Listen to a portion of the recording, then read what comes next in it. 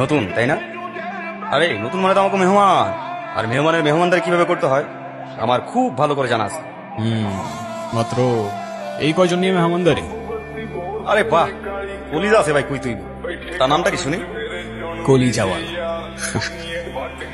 এই দাঁড়া, তোরে গতকাল বানাইছিলাম না?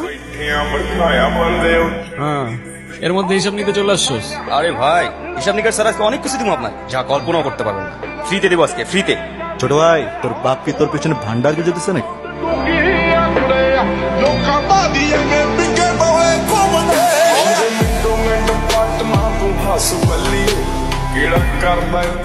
আরে তুই জানোস ওই কি করছে? ও বাইরে থেকে আয়া রকির গায়ে হাত দিছে। আর তুই এখানে কি করস? যা এখান থেকে, যা যা। আচ্ছা, গেলে কি করবি? চাই না, নেক্সট কোশ্চেন। না গেলে কি করবি? বুঝলাম না, তুই ওর সাইড নিয়ে আমাদের সাথে তর্ক করতেছিস? আরে বাঘ তো বাঘের সাইডে নেবে না, এটা জঙ্গলের ইনাম।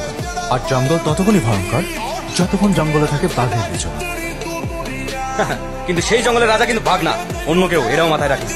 আরে পাগলা, ইতিহাস ঘেটে দেখ, কোন রাজাই তার রাজত্ব টিকে রাখতে পারে নাই।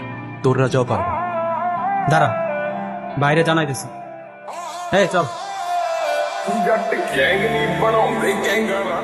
তা এখানে কেন আসছিস? এই এখানকার পিয়ন গিয়াসুদ্দিনের সাথে দেখা করতে।